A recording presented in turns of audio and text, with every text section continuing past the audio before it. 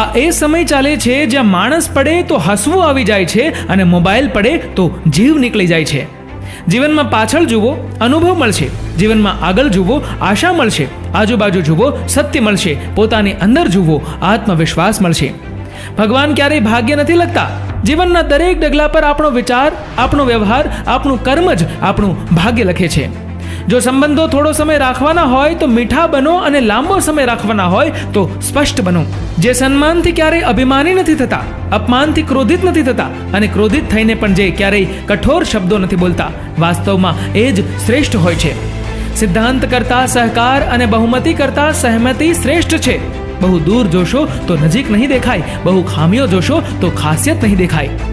દુનિયા તમારા માટે ગમે તેવા વિચાર કરે, પણ તમે તમારા મનથી તો મજબૂત રહેજો, કેમ કે જેના મૂળમાં જ મજબૂતાઈ હશે તો વાવાઝોડા હલાવી નાખશે પણ પાડી નહીં શકે. તમારા હર કદમ પર ધ્યાન રાખનાર બે જ વ્યક્તિ હોય છે, એક જેને તમે ગમો છો અને બીજું જે તમારો વિરોધી છે તે. સાચી મૂડી તો આપણા સંબંધો છે, બાકી મહેલોની એકલતામાં તો કંઈક ધુરંધર રોયા છે. માટી જ આપણને જકડી રાખશે, બાકી આરસ પર તો ઘણા લોકોને લપસતા જોયા છે. જીવનમાં બે વાત શીખી લ્યો, એક માફ કરવાનું અને બીજું શાંત રહેવાનું. તમે એવી તાકાત બની જશો કે પહાડ પણ તમને રસ્તો આપી દેશે. તમે તમારી અંદર રહેલી ખૂબી શોધો, બાકી તમારી ખામી શોધવા તો ભગવાને દુનિયા બનાવી છે. બીજાનું સુખ જોઈને આનંદ ન પામી શકીએ ત્યારે સમજવું કે આપણી બુદ્ધિ ઉપર ઈર્ષ્યાનો કાટ ચડી ગયો છે, અને બીજાના દુઃખ જોઈ શોક ન થાય તો સમજવું કે આપણી માનવતા ઉપર સ્વાર્થનો કાટ ચડી ગયો છે.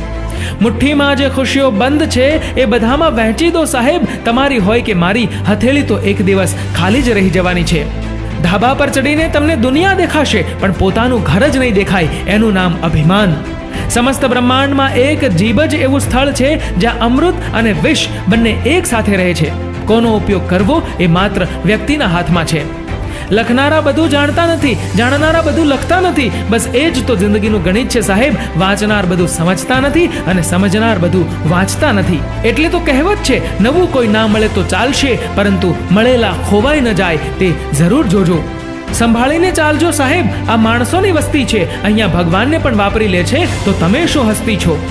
દુનિયામાં દોસ્તીનો સંબંધ ના હોત તો ખબર જ ના પડે કે પારકા પણ પોતાનાથી વધારે પ્રેમ કરી શકે છે.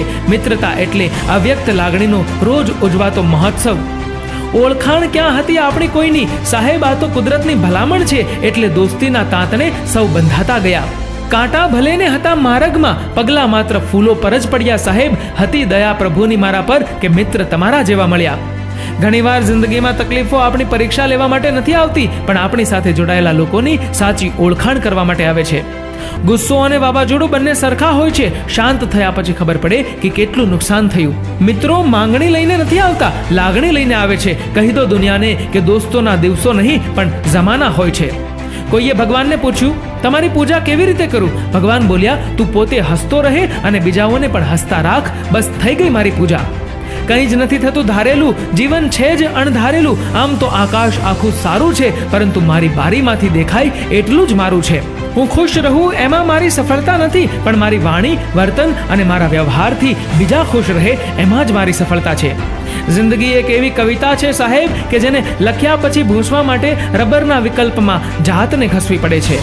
મિત્રો, જો આ વિડીયો તમને પસંદ આવ્યો હોય તો વિડીયોને લાઈક કરજો, શેર કરજો અને તમારા કિંમતી મંતવ્યો નીચે આપેલા કમેન્ટ બોક્સમાં જરૂરથી જણાવજો.